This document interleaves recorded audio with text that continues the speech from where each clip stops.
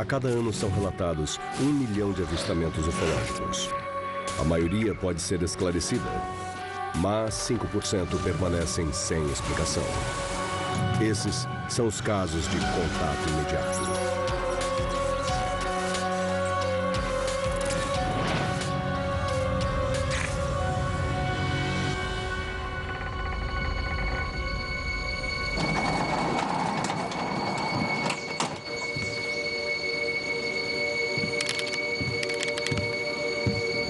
Edwin Fear é fazendeiro trabalhador de Saskatchewan.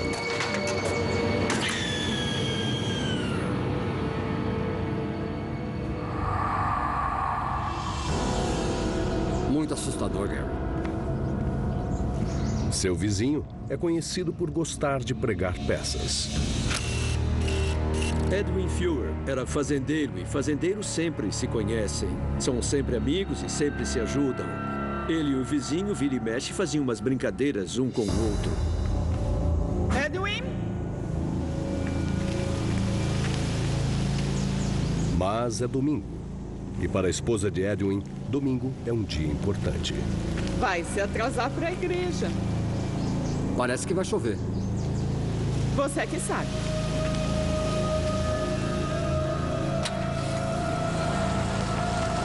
Edwin Fear resolveu não ir à igreja naquele dia e preferiu adiantar a colheita.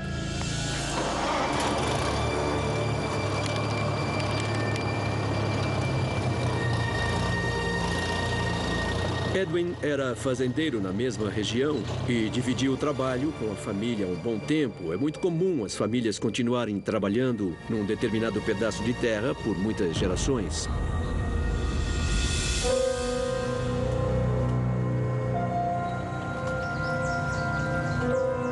Eu tive a oportunidade de conversar com o Edwin algumas vezes e achei ele um cara bem simpático e direto. Um típico fazendeiro de Saskatchewan.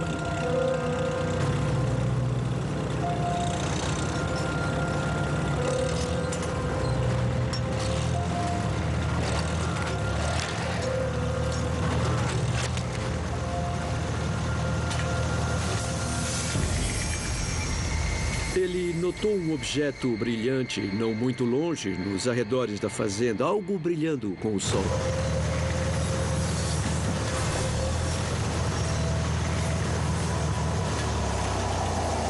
Ah, minha nossa.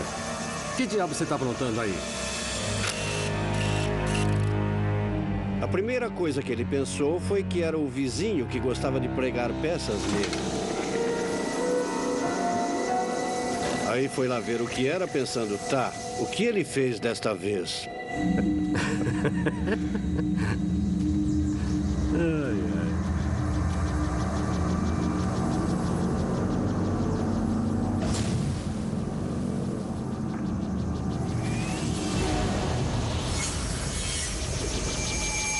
Mas quando se aproximou, ele viu um objeto girando. Ele viu um objeto de metal girando a toda velocidade. Ele descreveu a coisa como um objeto metálico. O material parecia metal escovado. Era bem liso, sem muitas irregularidades, e estava girando no ar. O que deixou ele bem confuso, porque com certeza não era nenhum objeto camuflado, nem nada que ele conhecesse.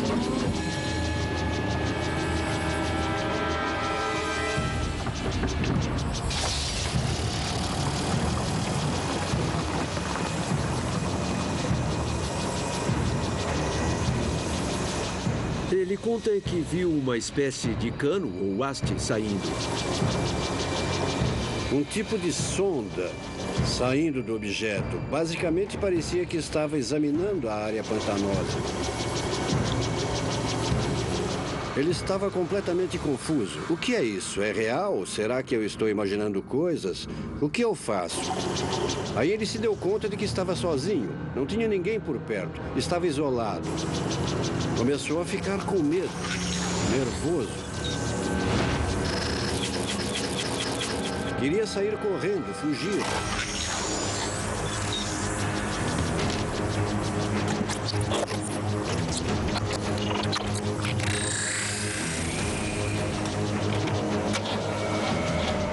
Ele subiu no trator, mas não conseguiu ligar. Parecia um filme antigo de ficção científica. Ele girava a chave na ignição, mas nada acontecia. Não sabia o que estava acontecendo. Era por causa do objeto ou era o medo dele? É bem curioso. Em alguns casos, os OVNIs entram em contato com a água. Eles entram na água ou então tem um reservatório, um pântano ou algo do tipo que parece que atrai o OVNI.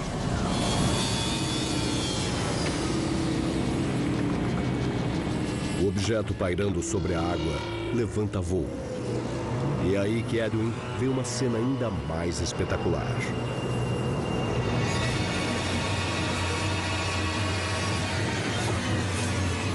Ele viu mais 4 objetos iguais, todos girando em alta velocidade.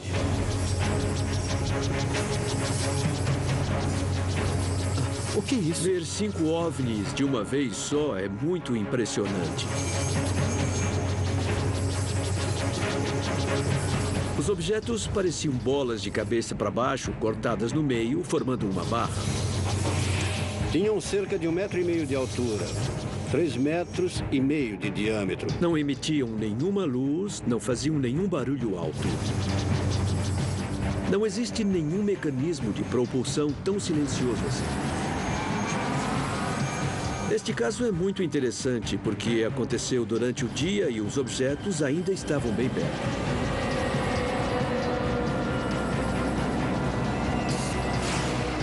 De repente, um dos OVNIs subiu depois de liberar uma espécie de gás ou fumaça. Os 4 outros objetos começam a vibrar.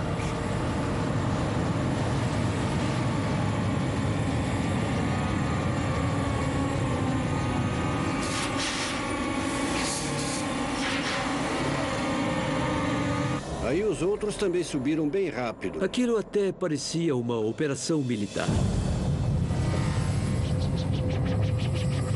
Os 5 objetos estavam a uns 60 metros de altura e ficaram parados lá durante 1 ou 2 minutos. Edwin também continua parado, impressionado com o que estava vendo.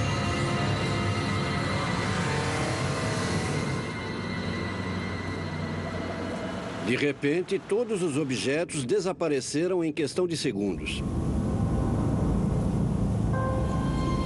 Ele não sabia o que era aquilo, não sabia o que pensar.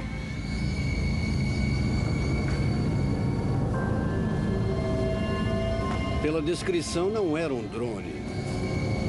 Esse episódio aconteceu nos anos 70 e naquela época não existia nenhum tipo de drone que pudesse explicar aqueles objetos.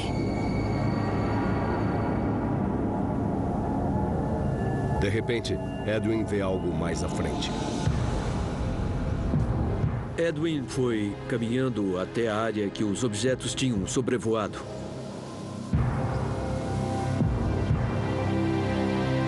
Ele viu que a plantação estava amassada e revolvida.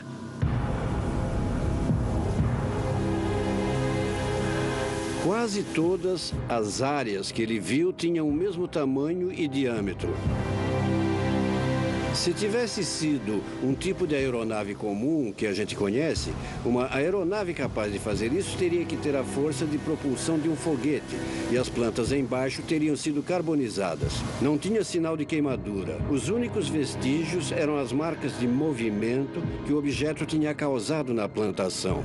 O mais interessante nesse caso é que pode ter sido o primeiro exemplo do que conhecemos hoje como círculos nas plantações.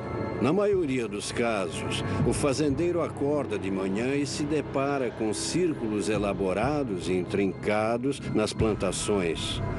Neste caso específico, temos uma testemunha que fica cara a cara com os OVNIs, enquanto os círculos vão sendo feitos. Foi como se certas áreas da plantação tivessem sido amassadas. Mas temos que tomar cuidado, porque a maioria desses círculos são considerados trotes hoje em dia. Mas neste caso, temos uma testemunha que viu os objetos revolvendo as plantações em determinadas áreas. Nos casos de círculos nas plantações, ninguém nunca vê os objetos. Os círculos se tornam importantes na investigação que se segue. Quando a polícia montada do Canadá examina o local, não encontra nenhuma evidência de que os desenhos teriam sido feitos pelo homem. 2 dias depois do avistamento, Edwin Fear encontra um 6º círculo próximo aos 5 anteriores. 2 semanas depois, aparece o 7º. Dentro de poucas semanas, são registrados 15 casos de círculos em 7 locais diferentes na província de Saskatchewan. A Polícia Montada do Canadá envia amostras ao Centro de Pesquisa do Canadá, que afirma que os círculos seriam anéis de fadas, marcas circulares, feitas por fungos que vão matando as plantas. Mas muitos especialistas rejeitam essa teoria. Os anéis de fada raramente têm um tamanho uniforme. E embora deixem marcas na vegetação, não há provas de que possam fazer círculos em sentido horário.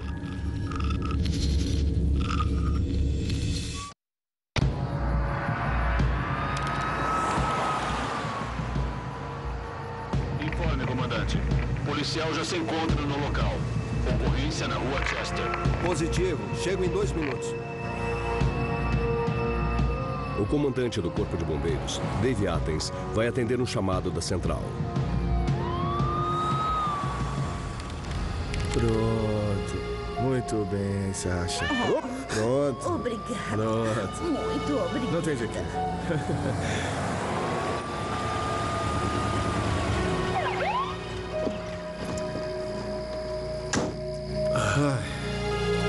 Acabei de verificar. Alarme falso. Comunicou a central? É, acabei de informar.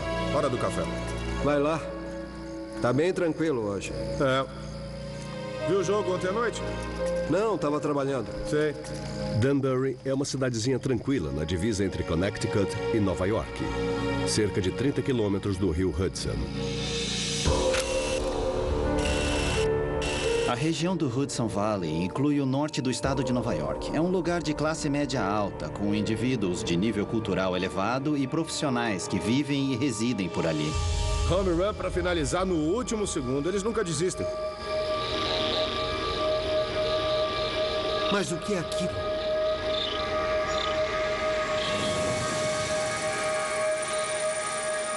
É um avião. Dave Athens viu um conjunto de luzes coloridas. Umas luzes muito estranhas brilhando no céu. Mesmo sendo o norte do estado de Nova York, ainda tem um tráfego aéreo intenso devido à proximidade com a cidade de Nova York. Aquela área perto do Hudson Valley é uma das mais movimentadas em termos de tráfego aéreo. Não tá parecendo um avião.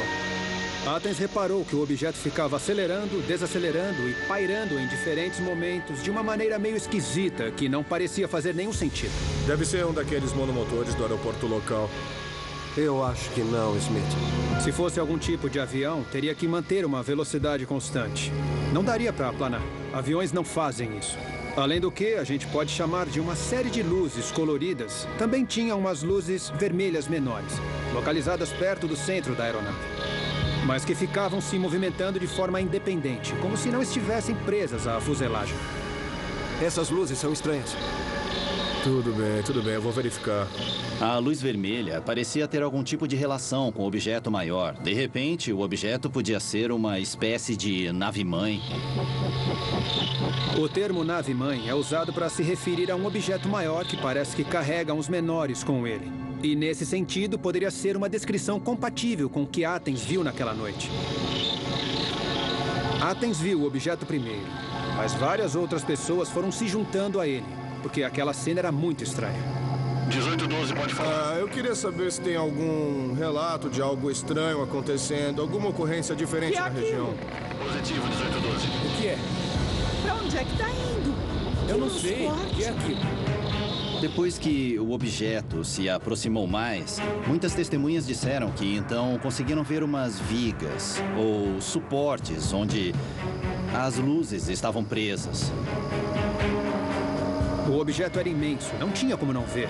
As pessoas começaram a pensar, será que vai se aproximar mais? E se sim, o que vai acontecer? Era um perigo ter 3 ou 4 objetos sobrevoando uma região de tráfego intenso de aviões e outras aeronaves. O que tá fazendo, Dave? É melhor a gente sair daqui. Meu Deus. Em Danbury, Connecticut,